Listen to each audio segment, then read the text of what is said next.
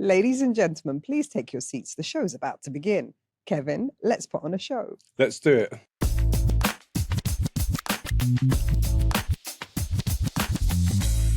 Expect lots of laughter in this episode because I do know Kevin from way, way back. I'm joined by Kevin today, and I'll tell you now off the bat, this episode, you might as well switch off if you already work in Dubai real estate because you're going to know everything that we're going to talk about. This episode is mostly for people that are in the UK that are thinking about coming to Dubai or have just joined Dubai real estate from the UK.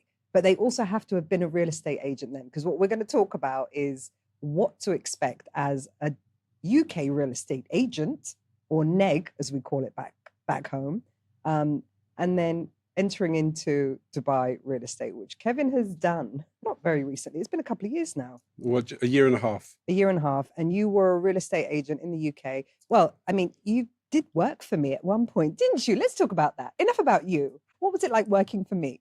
It's very demanding. And the company we worked for, we were literally having to do stats and figures every day. It was very different to the world that we live in Dubai. Yeah. KPIs. Luckily, Silvia is a good character and good person. Is, same thing. Yeah. But yeah, outside of work, she's better than inside of work. That says a lot. Yeah, I was a bit of a... No. I was very demanding. You were. And I expected the best out of everyone.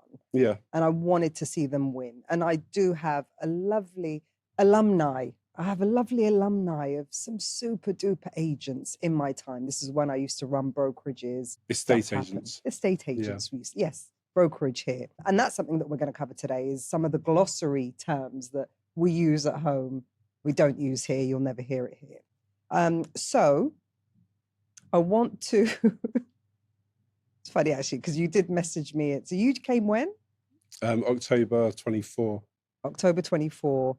And you had started dealing with agents in August 24, 2 months before you moved.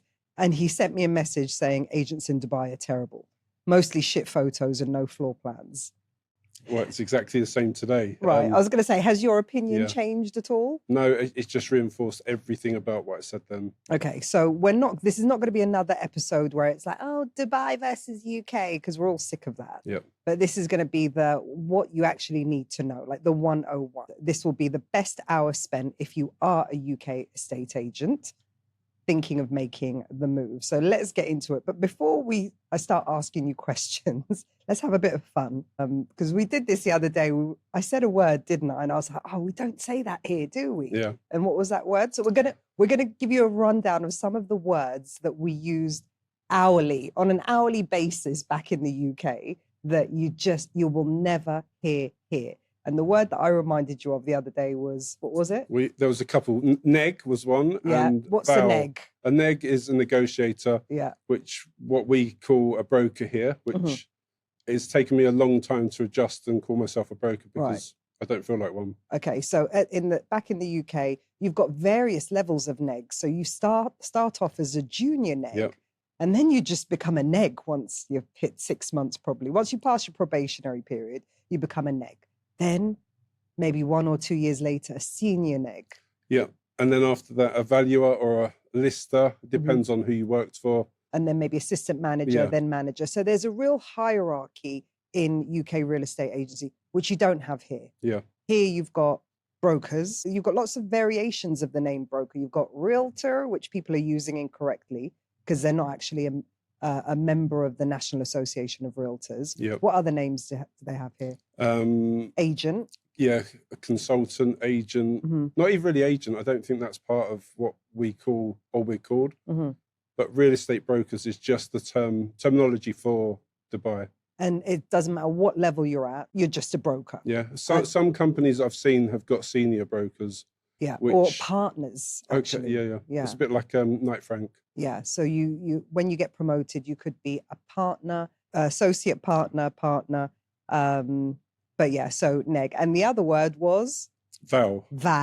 I'm just off on a val. Which means nothing to anyone here whatsoever because there is no val. It's like a court. Well, first of all, what is a val? Yeah. We would go out and basically meet the vendor. Oh, that's another word. Yeah. We All right, let's knock Val on the head first, and then we'll move on to vendor. So Val is evaluation, and it's basically where either the lister or the manager would go out to meet the homeowner, the vendor, to give them comparable report, have a look around the house, assess. Assess the house. That's a better word. Yeah. Have a look it's around. like a market appraisal. Oh yeah. But not anyone could go round and do this, because not only were you assessing the property, and this only applies to secondary market. Obviously, when it comes to off plan, you've got your prices all set out. You don't have to value anything. But especially in the UK, because there isn't much cookie cutter type real estate, everything is so unique in its own, with the size, not just the size, the view, the location, the standard of the refurbishment, what they've done with it, if they've built an extension. So there's a real science to reaching a value of the property. So you couldn't send a neg, a junior neg, a senior neg out to do that job. It had to be the valuer. Yeah. And because they're also charging fees, whereas here you don't, it's the buyers and tenants that pay fees. In the UK, landlords and sellers pay fees. So they get to choose which agencies they want to work with. So you're also pitching your agency and justifying your commission to some degree. Yeah, perfect. Yeah. Have I covered it? No, 100%. That is a vow in its full form. Mm-hmm. And then after that, the vendor will either sign up with the agency mm-hmm. or choose another one. And often it's the same sort of principle. It's based on price. And so back to when you said about we were obsessed about numbers, we always knew there was some kind of science or law of averages when it came to, or you had your own personal conversion rate. Like if you were a shit hot valuer, you only needed to go to like 10 valuations to get 9 instructions. Yeah, instructions. Yeah. What's an instruction? Go on. Instruction is literally a listing. Yeah. So you're formally instructed to market that property. Right. So we call them instructions back in the UK. So we used to obsess over conversion rates. And that's why we monitor numbers daily. We monitor performance, all the little steps that end up turning into cash at the end of the day. Because we used to know and obsess over how many valuations do I need to do to get an instruction? How many viewings do I need to do to get an offer?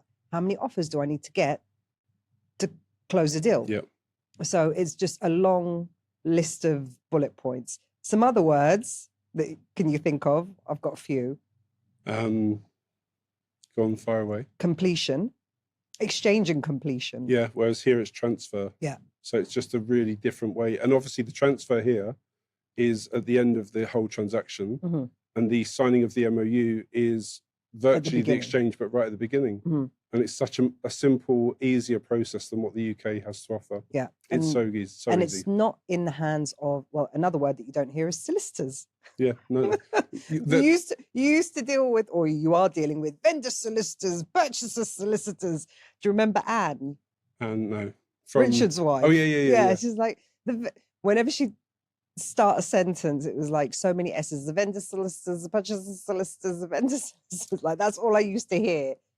And they would take so long to get a deal across the line. Like we're talking weeks. We just sold our house and it took months and months to go through, mm-hmm. where people, even professional solicitors, just didn't know what they were doing or weren't proactive. They just wait for it to fall on their lap. Mm-hmm. The difference of what the UK has for Dubai, this isn't about UK and Dubai, but is conveyancing department here is not really, I find it very difficult to find the need for someone to go ahead and do that job. Well, conveyancing role. That might be controversial for conveyancers, mm-hmm. but well, no, a really good agent can do it all themselves. 100%. Like just by knowing the process mm-hmm. and managing their client. That's the thing. A lot of them don't actually know the process or how to firefight certain scenarios. And I think that's where a conveyancer is worth every dirham is when a problem arises. Otherwise, it's just admin and it's pretty straightforward. And they take the load off so you can go out and focus and do what you do best. Yeah. But solicitors, I don't know. I used to always get this feeling in the UK that they don't want this deal to happen. Like, Yeah, you have to really bully them to Mm. get something through. And then when you bully them too much, they don't want to work with you. yeah. And that's just the fine balance of trying to get deals through. Mm. But if you set it all up at the beginning, it's the same with here. If you let people know what the process is and what they're expected to do, then deals go through quick, like easy and smoothly. Mhm. And it's the same here. This whole industry is not about reinventing the wheel, Yeah. rocket science or anything. It literally is a very straightforward, process-driven Mhm. transaction. And another word, coming back to process-driven transactions, chain. Oh, God. What's a chain? A chain is where you have Just in case we do have some UAE real estate agents watching. God, a chain is like and thinking, what are they talking about? It's the most difficult thing ever. You've got a buyer buying a property off of a seller. That seller needs to sell this property to buy their next property. Mhm. And that chain can go on 4, 5, 6, Yeah. 7 links. And every one of them has to get to exchange of contracts on the same day. Yeah. So all of the variables that go into the UK market for sales progression, Mhm. there's any one of them could trip over. And if one in the middle breaks, the Mhm. whole chain It's falls all apart. over. Yeah. And, For everyone. and that's another thing that I remember Anne. Anne was God. our, the head of sales progression, or I don't know what she was, director of can't sales remember. progression. But many a chain would fall apart. Not so much heartbreak at the top of the chain, because they're just probably, I don't know, the top of the chain are generally moving to a mansion or downsizing or out of the country. and to they're probably Dubai. not even reliant on the sale of their property to move on. Like they've probably just moved on. But it's the people at the bottom of the chain that just end up heartbroken because they've done everything that they can to keep not just their deal alive, but all the other deals in the chain alive. And then it just wasn't meant to be. And often it's someone's fault up the chain, and then everyone else is a victim of that error or that problem. And it's painful. It was painful. I'm glad I don't have that anymore. Another phrase that you don't hear, under offer. Yeah, you're right. It just is sold. Well, That's it. but the process here is just, I find it, and I still find it very bizarre, that a check offer is the point of where an offer is agreed. And I can't get my head around that. I just still haven't got your head around that. I know it needs to be done, but what does that check actually mean in the whole scheme of things? Like, I know what it means. You're holding a check for the purpose of security for the purchase. That you're not going to pull out. That's your commitment. Yeah. But a check, you still can't just cash the check like that. But you're kind of handcuffed to this deal. So you're not going anywhere unless something untoward happens. So that's as good as an exchange, really. It isn't it? Yeah, exactly that. Other thing that you don't hear, other term that you don't hear, tenant references. Oh, we used to enjoy those, didn't we? Qualifying a tenant here, tried to do what I did in the UK. Yeah. And people would just hang up and say, you're not the person for me. And I've learned that the hard way here. Within the short space of time, I had 2 or 3 people that were just like, I question them. They're like, no, you shouldn't be questioning me. Yeah. And I'm like, but I'm doing the job for the landlord. So you try and qualify tenants because you do want to get, and you probably promised your landlord that you're going to get the most suitable or the best tenant or a reliable tenant. So it's very normal in the UK to ask, what do you do for a living? How many family members you got? Have you got children? Yeah. And one of them was like, well, it doesn't matter if I've got children. Well, like, it will be good for the landlord to know the DNA of who's going to be in the property. Or it's either you or the landlord is unreasonable. So I won't deal with you. I've had that so many times. Yeah. Incredible. So here, we don't do tenant referencing here.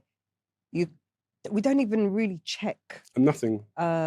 employment. Some people ask for salary certificates, and then usually the tenant will push back and say, I'm not doing that because they don't need to. So technically, because we do have digital ID, which everyone in the UK is fighting hard against, in order to be able to even live in the UAE, you have to have an Emirates ID. And you won't get that Emirates ID unless it's either attached to your entrepreneurship or your own business, or where you've demonstrated that you have money, you can get by, or it's attached to your employment. So just having an ID is kind of like saying I'm employed. And I'm good for it. EID. EID, yeah, Emirates ID. Rather than you said IED. Did I say IED? I thought ID, I meant. Okay. No, I could never have said IED. I swear you did. Anyway, All we'll right. check Well, it back. just rewind 10 seconds and see if I said IED. So qualification. But we used to do credit checks in the UK, landlord references. Bank statements. In the absence of, like if you're a college student or something, in the absence of any employment, we'd need to see 6 months bank statements. But now, just before I left, the referencing company would do all of that as a matter of basic referencing. Mhm. So it's bank statements, employment reference, landlord's reference, Credit check. They do all of that, and that's the minimum. personal reference. Yeah, and some of them Yeah. would do that as well, which you get your friend to do. So Which a lot of people got their friends to also be their landlords too. So again, it means nothing. Yeah. But and it would also mean nothing here because you could get a friend to just write a salary certificate or a landlord reference. And I know because I've been stuck with a very bad tenant. And when I went back, when you think about it, a landlord's reference means nothing because if you're stuck with this bad tenant and you need them to leave, you need to give them a good reference. You have to give them a good reference for them to get out of your place. Yeah. So it's just the one thing that is quite pointless in the UK, if I'm being honest. But it still continues because it gives landlords that satisfaction. And lastly, a phrase that you don't hear in Dubai real estate is office hours or working days. Non-existent. Why is that? Because there's so much competition for every job you do. Well, it doesn't matter whether it's real estate or not, but in real estate, there are hundreds of people that will do your job. Yeah. So if you do not answer the phone or respond to a WhatsApp message, because that's the way of communication here, then you're going to miss opportunities. You're going to miss out to someone else who is willing to answer a message at 10 o'clock at night. Yeah. And that is really part and parcel. And it's getting that life balance that I found quite difficult at the beginning. And we can't emphasize that enough when it comes to the importance of WhatsApp here, because in the UK, I mean, I've got two stories that I could just talk about. In this last week alone, there's a company that I'm talking to in the UK, and we've exchanged months and months of emails, and we were trying to get on a Zoom, but the connection was weak. And I was like, oh, look, I'll call you. I've got free international calls. And I went through my phone and I was like, I don't have her number. How have I been communicating? Everything's been on email or face-to-face all this time. And then, but I could sense a reluctance to give me her mobile number because it was like, oh no, but that's my personal space. Yeah. That's where I put my, nice profile picture for other people to see. It's not my professional space. So that's the first thing that you need to get over as soon as you get here, is immediately set up WhatsApp for Business. Yeah. And expect most of your business to be done on WhatsApp. Yeah. And literally you could do a whole deal on WhatsApp without speaking to someone. Yeah. And that happens regularly, especially with, I guess with lettings, you're going to do the viewing. Oh, what's lettings? Or lettings, that's another one. That just... Yeah. Rentals. Do you know what? I keep finding myself saying the wrong thing and people don't understand what I'm saying. Yeah, it's all gobbledygook. But we understand you, Kevin. Thank you. And I'm sure my listeners will too, if they've stayed tuned in thus far. Back to WhatsApp. I'm still in quite a few UK real estate groups on Facebook. I saw one post the other day, and I don't go searching through these forums, but it came up on my front page. An estate agency owner asking everyone's opinion on WhatsApp. She was like, somehow a client or a potential client has got hold of our tenant emergency line and has WhatsApped us. How do we deal with this? How do we stop other people from WhatsApping? And I really wanted to go in there and say, guys, get with the program. People want to WhatsApp. They don't necessarily expect an immediate answer, but you can have an auto reply. It's not the end of the world, but this email life is so backwards. Email is dead here. Like it really is the last resort. Yeah.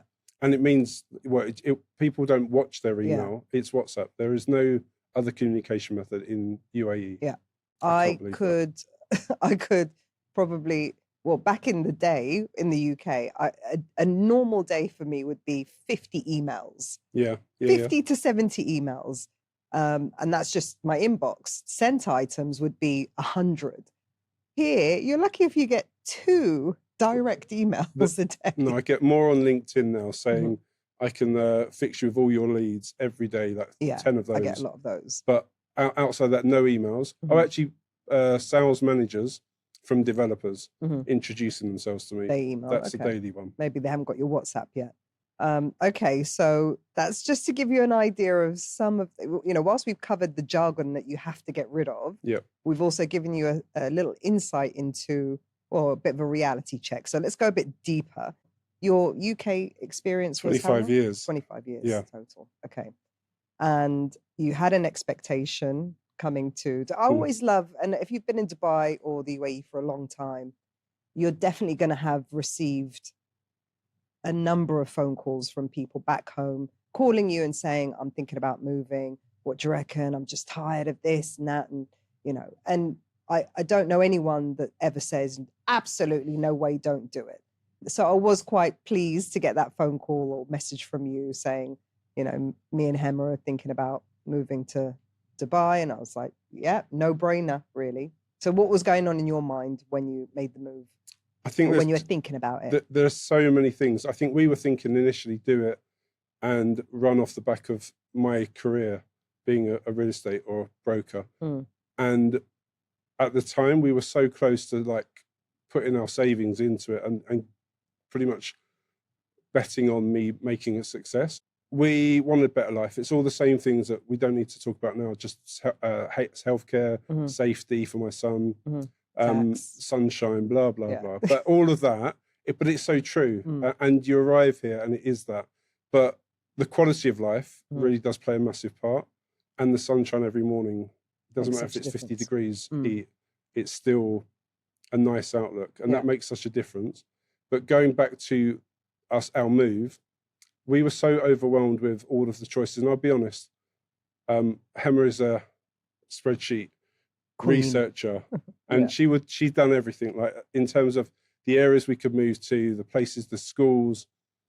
And I pretty much just said yes to a lot of it. And we were very fortunate that she got a job working for a bank out here. And that took away all of the stress of work. And I'm very privileged to be in that position, to be able to sort of organically grow my business rather than go out and have to market myself really hard. Shout out to Hema. Yeah. Behind every good woman, good man. It's a good man. Go on. You see what I did there? That was a good spin, yeah. Go on. Okay, so Dubai, no brainer. You came over. What was your first go-to? I'm going to be a broker. I'm going to go into off-plan or secondary, because that's something that you need to decide. Do you know what? Leasing, lettings. I had a couple of interviews, maybe 3, and I can honestly say one of them sort of led me down the road of secondary, working in Arabian Ranches 3. He had a plan for me on the interview, and that really felt good because I didn't have a plan. I didn't have a clue. Really, I didn't understand fully how things worked out here. So I went and worked for them. Didn't work out, but I went and worked for them. But what it did do is it really gave me the introduction into the secondary market here and what I needed to do. And I'll be honest with you, I found it the most difficult job I've ever had. My 25 years of experience were just gone. And this place humbled me.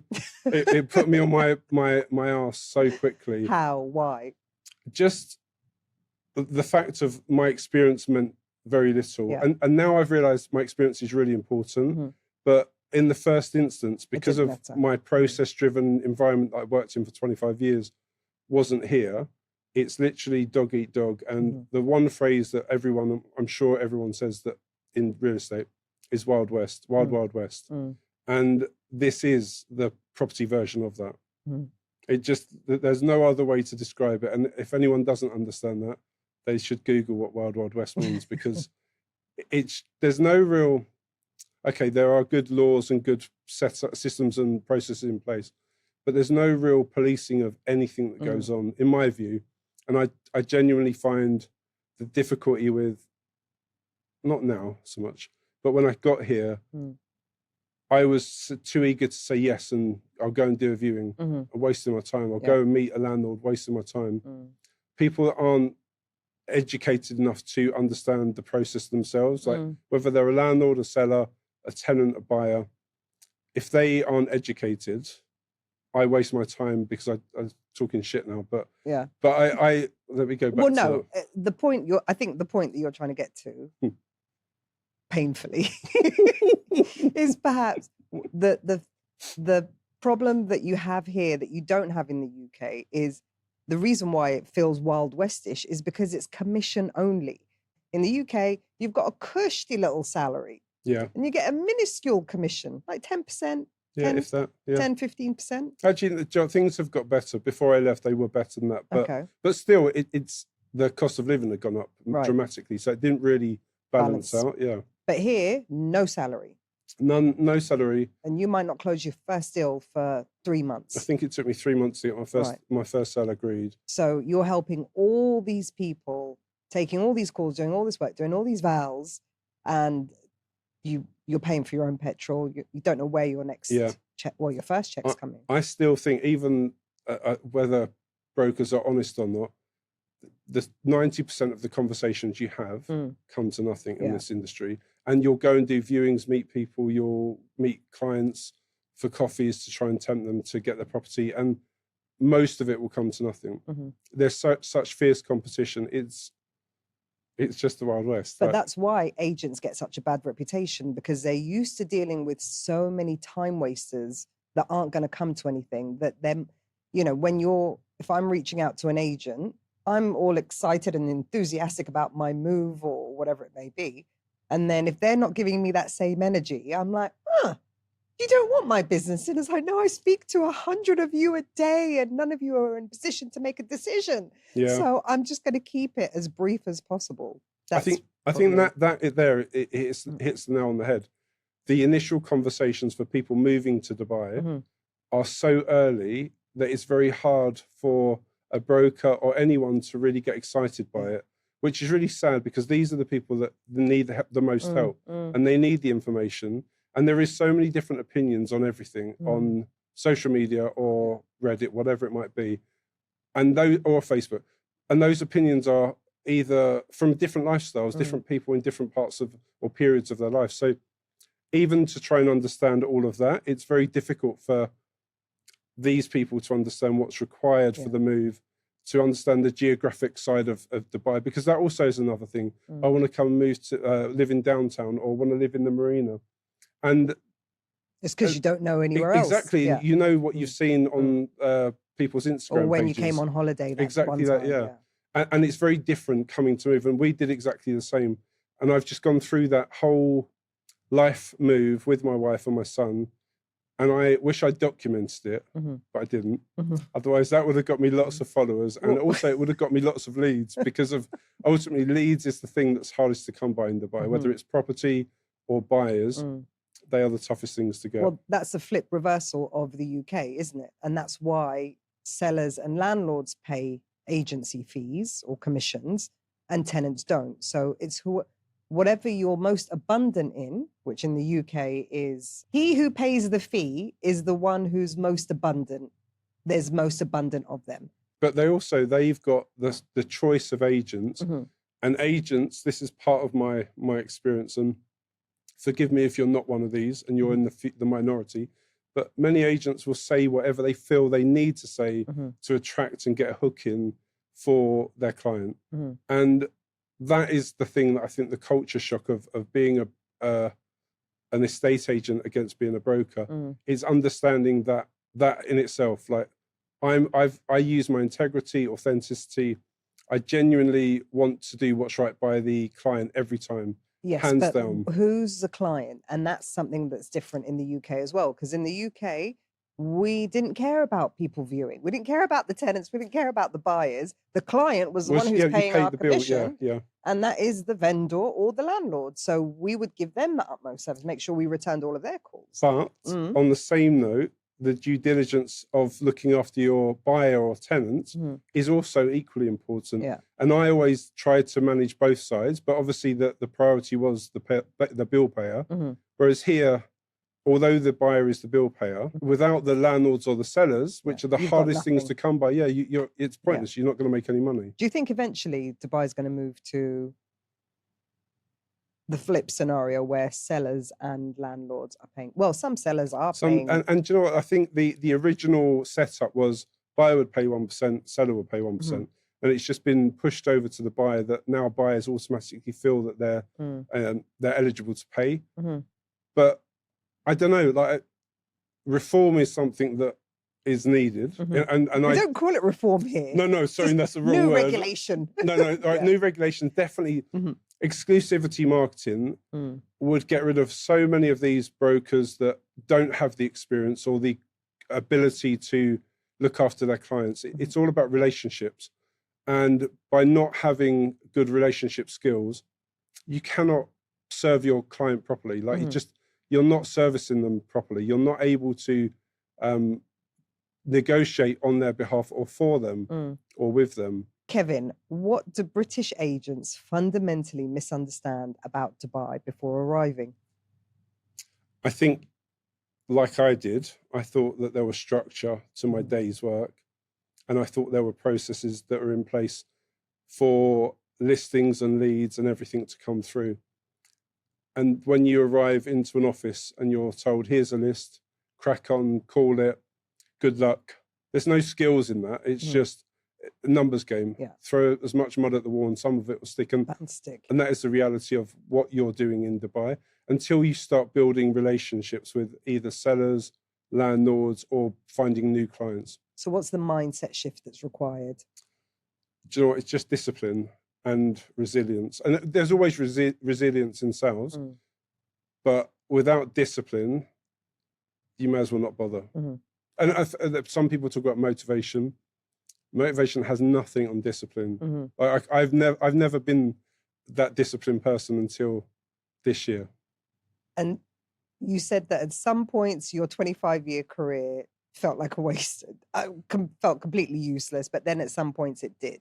So for those listening, what are the skills that transferred well, and what are the skills that didn't transfer well over here? I think the transferring well is listening, the ability to listen, and also the ability to communicate. And one other thing that on the back of that that's really important, is you have to be assertive.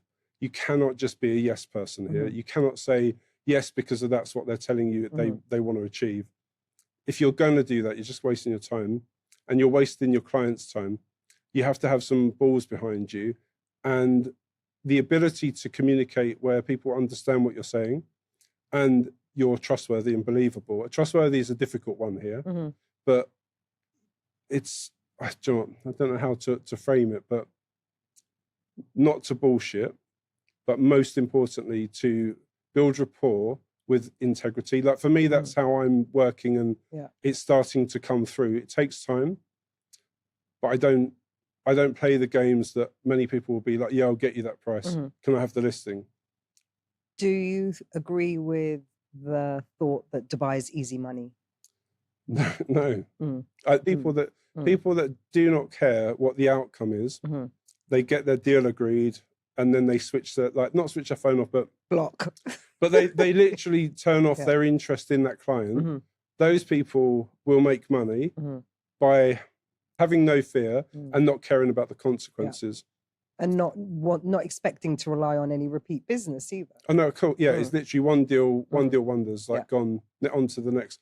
And they will do it until it comes back and haunts them, and it will. Like everything like that does. Okay. And you probably had a choice, as many people do when they come over to buy real estate. Do I work for a developer, or do I work for an agency or a brokerage? Yeah. Did you have that dilemma? And why did you go for brokerage? When I left the UK, I worked for a developer selling retirement properties to the over 60s, on site and off plan to start with. And that was the toughest job I thought I'd ever had, because of those people were vulnerable, needed nurturing, and it took every part of my soul and they probably didn't have email empathy. either. No, they didn't. No, you'd have to send a pigeon or something. But I was dealing with their family quite often. Okay. But still, that working for a developer, I actually had my 2 best years doing that job in the UK. And then I came here, and it was like my natural progression. I didn't explore developer. I just went straight for real estate. And probably because I thought that's where I'm going to make my money. And you did. And here I am. Just checking. I'm earning. I'm getting there. Well, you've set up your own agency, so you should start documenting that. Yeah, that's going to happen. Least. And part of the reason to be sitting on this very gracious seat opposite you is because I want to start my social media career. Okay, well, that's an important topic because that is something, again, a stark difference between the UK and Dubai, or let's just say London and Dubai. Here, let's talk about the difference in what brand means, because in the UK, it's all about the agency brand that you work for, and you're just a number. Yeah. And you're kind of virtually invisible. You might be lucky to appear on the website under Meet the Team, but that's about it. You follow their rules and regulations. Here, it's not so much about the agency brand that you work for. It's about your personal brand. 100%. And it's taken me a long time to realize that. Did you realize it at the beginning, but think, nah, I can do it without? Do you know what? No, you told me at the very beginning, you need to do it. And 1 and a bit years later, I still haven't done it. So anyone can get in front of the camera and make comments and be provocative and whatever it might be to get clicks. But I personally I genuinely have integrity. And the important thing for me is if I say something, it's because of I want to add value to someone's experience. Yeah. So with the secondary market, I want to help people understand the pitfalls, the wins, all of that. And it's how I put that message across. Yeah. Whereas I see a lot of brokers will talk a lot about past trends and things. And I like, for me, they're talking up the market, which is great because they're going to sell properties. Yeah. But I want to go to bed at night and sleep, and I've got a conscience, and I want to make sure, actually, I want to be here in 10 years' time. I don't want to give up my Dubai real estate dream. I really don't. No hype talk from you, just real what you experience. There's no point in just the do you know what, I say it the truth, but it's important, like not to BS people. Yeah. There's no need for it, and you don't need that to win business. But when I say you've got to be on social media, I don't mean you have to be on TikTok dancing around to get buyers. And social media also includes sites like LinkedIn. Like LinkedIn is super important. A lot of people do want to be faceless, or they don't want to be, they're a bit nervous behind the camera, or they don't want to be wasting time doing captions and whatever else. Leave that to the professionals. But you've come to realize now that you've got so much competition, you have to stand out somehow. Yeah. So what is your strategy then for social media? And you've lost 1.5 years doing that, building that profile. What would you tell guys back home in the UK or people that have just come over from the UK? I would say invest in social media. So if you can't do it yourself because you're not that way inclined, which I've proven to myself that I'm not, just pay someone a small amount of money to get yourself up and running, to edit your videos, to start talking about your life, about your experiences. Like I said earlier, about documenting my move.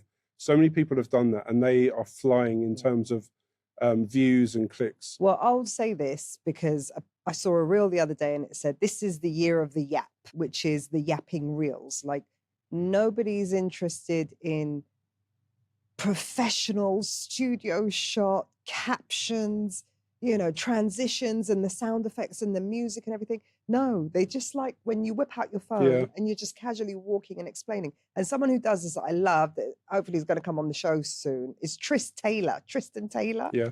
He just whips out his phone any time of day. He's just talking to the camera. 5 to 10 times a day, but he's actively there. And he's always talking. So you don't need to spend money. You need to invest time. Not so. You don't have to but do you know what? I think there's an element. You're right. If you've got good content and good conversation, which he does, that's easy for him. But if you've just got you're just an agent, a neg in Arabian ranches, it's like, oh, did you see the new coffee shop that opened up this? Oh, by the way, guys, what do you think of our new microphones? You might be thinking something's different about the set today.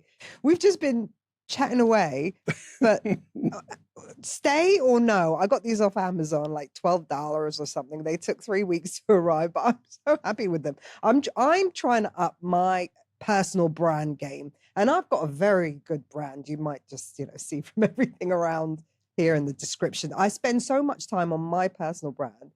I I was like, when I saw these on Amazon, I was like, must have in yellow immediately.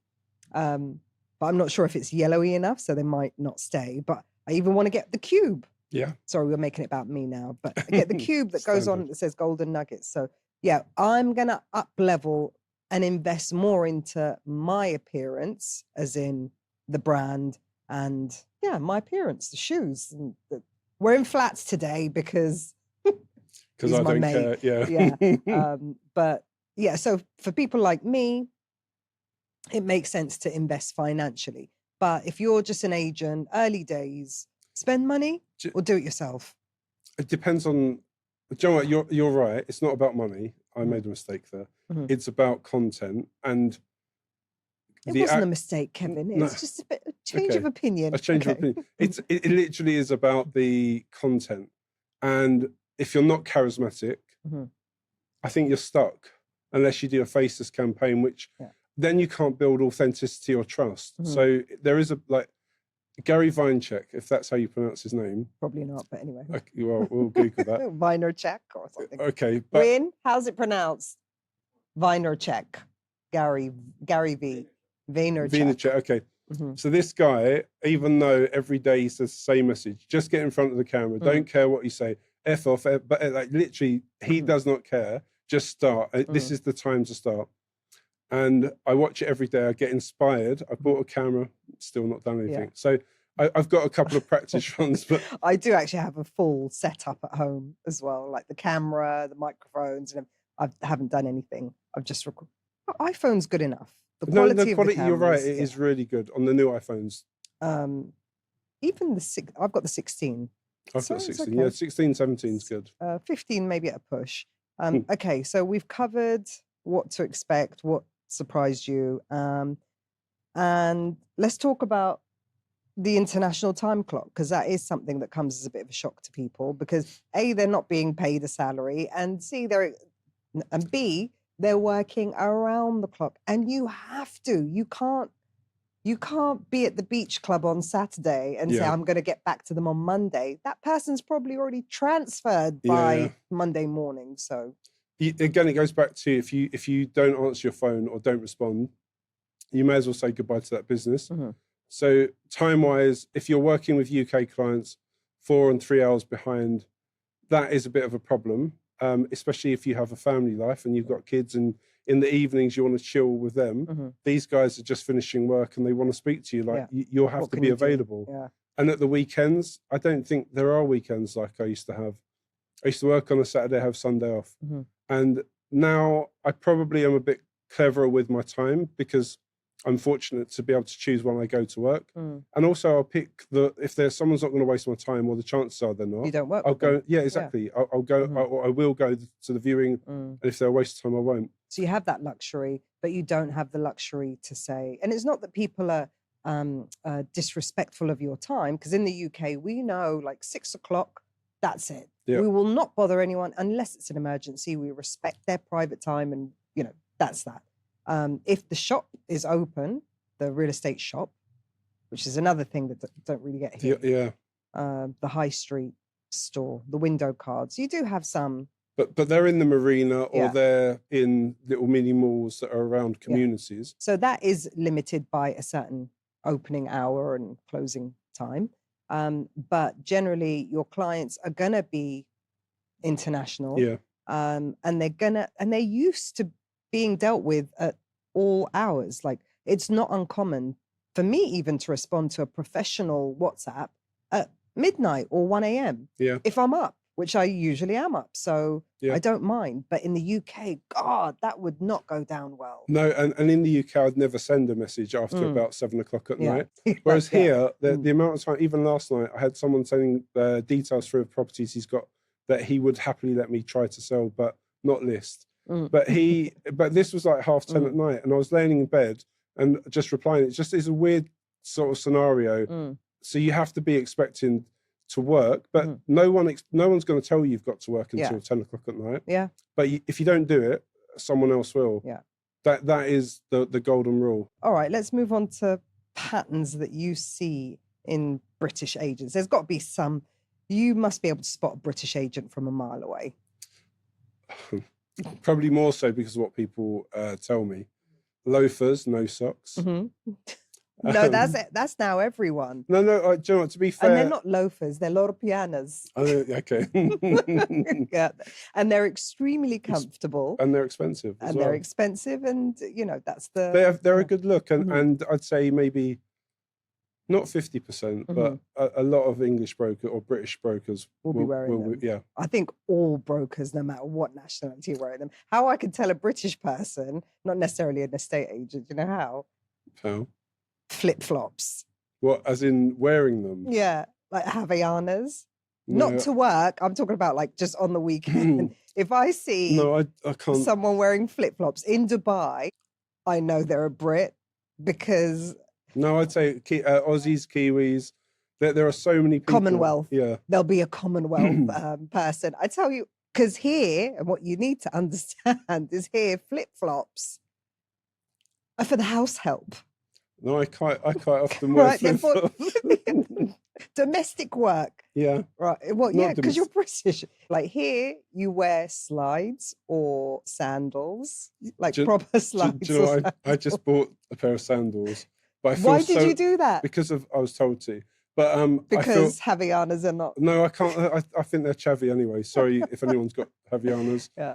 No, we've got them at home for homework. Like I'll wear Havaianas only when I'm sweeping the terrace. Indoors is different, but you can get flip-flops which are a little bit more upmarket, because sandals are the other thing as well. Yeah. But like you've got your Hermes sandals, your slides, your mules, all of that is fine. Yeah. Just don't wear flip-flops when you get here. You've got to leave your Havaianas at home because they just think, I'm on my holidays. And that's the thing. Coming to Dubai, it does feel like a holiday. Like there are days where I still feel that the sun's out, I can go to the pool and it feels like a holiday. And I do wear flip-flops then, but only then. That's how you can spot a Brit. Yeah, but I don't know if it's just Brits. I think you're picking on us. Okay, right. What other cultural adaptations or social codes have you discovered since you've been here? I think there's a real lack of respect from Westerners. Explain. It's like the clothing that you should be wearing, and I find that difficult to understand. We're in an Arab country, Muslim country, yeah, and I think that the main thing is understand where you are, know your place, and respect the rules. Yeah. And it's not just the Western. It is the Western mainly, but so many people just have got it wrong and do get it wrong on a daily basis. Yeah. Look, do what you want at the beach, do what you want in your community or by the pool or whatever. But when you get to the mall or family places, like I've seen some sights. No, I have as well. And it's too much. Like just, in that scenario. And even the mall tells you outside, it's got like a dress code. Even in the souk outside where we live, and that's like 5 or 6 shops, it says exactly the same rule book there. So I just don't understand it. Like, you've got to understand the rules. And another tip for women, because that really applies to women, doesn't it? Mostly, guys as well. Yeah, but could be wearing shorts and vests as well. Like I feel, I went to the mall wearing a vest once, and I felt uncomfortable when I understood. This is my ignorance back then. When I understood what I should and shouldn't be wearing, and I literally went and bought a t-shirt and put it on straight away. So it's not difficult. It's very public. The one thing that's really awkward for me, which like coming from the UK, I used to shake everyone's hands. Yeah. And you just can't do that here. I quite like not doing it though. It's either going to be a handshake or a kiss and a hug. Okay, you can't do that either. Definitely can't do that. But they will do this, like I'm not gonna, and it's so awkward. It's so awkward because I'm there with my hand. I'm like. So just as a woman, don't put your hand out. I mean, you can kind of guess who's likely to hand ghost you, shimmy away, but it's just awkward as anything else. Any other social codes or work related or anything? Or just anything? Work, appearance, personal. Well, appearance we were talking about a minute ago, but the whole what's it called, gentrification of wearing a suit and being a gentleman, irrelevant of where you are. I think even the UK can probably learn a bit from from this conversation. Mm. But you being a person and your ethics and morals and integrity, they're what make you, and they're what people buy into, not a suit, which could be a cheap suit or it could be a really expensive suit. But your appearance does matter. I'm not saying it doesn't, but you don't need to wear aristocracy. Like, that way of life Be should comfortable. be, yeah. Especially And we're in this Dubai, it's weather. hot, So you should be relaxed and should be, but also personal hygiene is very important as well. Make sure you've got your deodorant in your glove compartment. Well, even if not in your glove, make sure you got it on and wash properly. What about, again, you probably thought this too, coming over to get a flashy car. I'd love one. You didn't get one. No. But what would you say? What would you tell people about what car they drive? When I see so many brokers turn up in Nissan Sunnies or the saloon cars, nothing against them, but you have to get by, and Dubai can be expensive if you live a lavish lifestyle. So if you live beyond your means, you're just a fool. Like we don't say motorway here. I know freeway, highway, or Sheikh Zayed Road. We name it, but we also don't say traffic lights. God, it took me a while to figure that one out. What do you say? Because I'd be in Ubers because I got my license, but I didn't get a car, and I don't want a car. I prefer being driven, and so every time I get in an Uber, I'd be like, at the traffic lights, take a left, and they'd be like, "What is she talking about?" Signal. No, John, I'm not. So I'd be like, right, signal right, signal left. Okay, I didn't know that. Second signal right. Yeah, so you've got to replace traffic light with signal. Yeah. Stick with me. You'll learn so much. Okay. Sorry, where were we? I interrupted you. I don't know. Something, highway, car, Nissan Sunny. Oh, yeah. So living beyond your means, if you do that, you're a fool. Yeah. And especially in this industry, you don't know when your next paycheck's coming. Living a sensible, frugal lifestyle until you've made it. Yeah. And then splash your money however you want. So, because the market can turn, it can be mean to you. It can be, you might lose your position at your brokerage. You might not do a deal for 3 months. Yeah. Like, who knows? Yeah. And that situation, they do happen. People don't have, like, there are so many people that are experienced in Dubai property that I know that have not done a deal for 2 or 3 months, 4 months. Yeah. And it's not uncommon. Yeah. So, and you've got to have a comfortable enough cushion to deal with that. We're going to wrap this up now. We've got a little quick fire round for you, unless there's any other advice you want to give, any other golden nuggets you want to drop before we go into the... Do you know what? We'll save that for next time. Are you coming back? Yeah, definitely. For a part 2? Yeah. Okay. Quick fire. One belief UK agents must unlearn when they get here. That their experience matters. One thing Dubai agents do better. Social media, like their marketing presence, is second to none. Yeah. I think even better than the US, everywhere, Australia. Okay, one thing UK agents do better. I think being organised and building relationships with their vendors or with their sellers. I think that we master really well, but it's really difficult here. Yeah. Fastest way to fail as a British agent in Dubai? If you fail to listen and take advice from people that have been there and done it. And I talk from experience on that front. I could have found an easy route and I didn't. I think my advice to you when you told me you were coming to Dubai was watch all my episodes. No, I did. John, I watched them, but you also told me before your podcast, what's it called? My show. Yeah, your show. Before that, you told me to go and work for a brokerage and learn from a very well-established company. Yeah. And I didn't do that. And that, he just doesn't take my advice ever. but John, there's 2 parts to that. I'm glad I didn't because I've learned so many bad things and learned the hard way. Yeah. But also, I'm sitting in front of you now. Whereas if I was working for a broker, there's not a chance. Might not be. Yeah. I wouldn't have you on the show. No, too low key. You're right. Okay. And one piece of advice before booking the flight. You just need to do your research. Don't come here expecting you're going to earn money in 3 to 6 months. Do not do that. Yeah. I literally don't come on a whim with 6 months worth of rent. You're not going to make it work. And you've also got to have a patch, don't you? Like how we used to work was we'd have an office, let's say in Shepherd's Bush, and we'd cover a The certain postcode, radius, the W12 postcode. postcode, yeah. It's the same here, isn't it? Yeah. Unless you're in off plan, in which case you just work for, you know, Yeah. You have to master your area. And I think it took me a long while to realise the importance of that. So I work in Town Square. It's not the most glamorous area, but it's really great for value, price point. And it's in demand. Demographic is great. Like it's a good mix of people and community.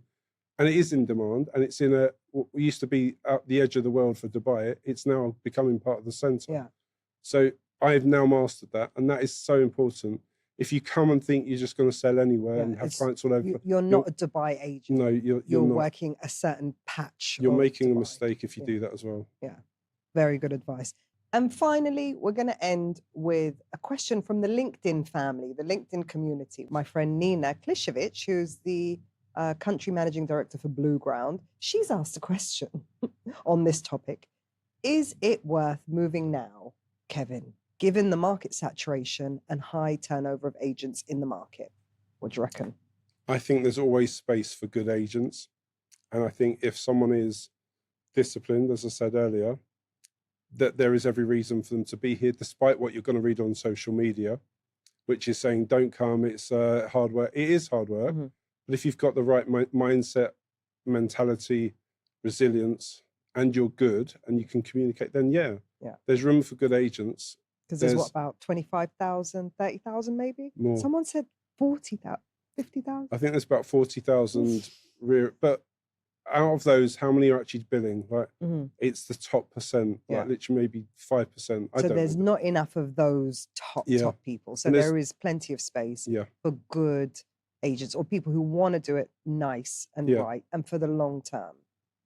If you want to just make a quick buck and, you know, explore Dubai and, I'll just get my license and a visa. I think that's even harder now. Like the market is changing. The off-plan market is very different to what people were coming here for 3 or 4 years ago, 5 years ago, 10 years ago.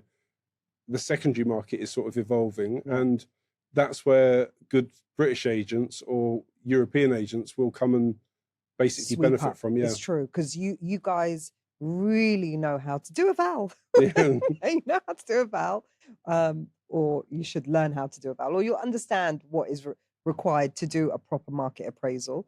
Right now, even on the secondary market, most market appraisals just take place on WhatsApp still. It's kind of like, I pulled off a report off whether it's Property Monitor reading or DXB Interact. I looked at the last 6 transactions. They were this, so we should market at that. And that is all there is to it. There's no consideration for you've upgraded, you've downgraded, you've got this view, you've got this outside space. It just, there's not enough experience in that kind of valuation for the market, for market appraisals. I think the one thing that I'd say that to nail this market for secondary market on the head would be if you can master exclusivity. If you're a capable person of doing that, you're going to be leaps and bounds ahead of everyone else. Convincing vendors to list with you exclusively. That is like, I think that's not many people can do that. No. So if you can do that confidently in the UK, get over here quick, sharp, because it's coming.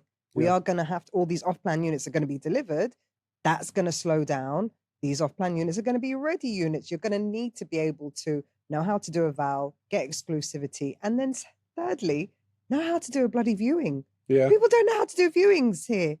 John, there are so many things that we've missed, and we will do this again, I'm sure. But just give us your little 101 on viewings. Viewings, go in, set the scene, open the doors. If it's hot, make it airy. If the curtains are closed, open it up. Air freshener. Switch on the lights. God damn it! You can't always with DEWA turned off, but if the get the DEWA turned on, have that much of a relationship where you say to the you could do that, but there are too many sellers that just for the right reasons won't have it on. But set the scene. That the most important thing is walk in, make sure it's light, airy, not smelly, and you can flow through, and there's not dirt everywhere. And if there are cockroaches all over the floor, just get a brush and sweep them out. One so cockroach, simple. and that's your commission gone. And you could have just gone in and swept it away. It's so simple. And then photos. Make sure you set the scene before you take a photo and frame it properly. Like that's for me to keep in my locker because of I don't want everyone doing Mm. that, because it's great when my photos stand out Mm. against everyone else's. And floor plans. Oh God, yeah, floor Spend plans. some time on floor plans. If you're not doing the 360 tours, Yeah, floor plans were a must in the UK. Yep. But people don't really do them here. if they were done with measurements, it Mhm. would be another game changer. Yeah. Another for me as well. I'm gonna maybe add that to my repertoire. Suite of services. Okay. And yeah, any final golden nuggets for anyone? Well, what would you say to them? Big brother advice. Just do it. I would say just do it.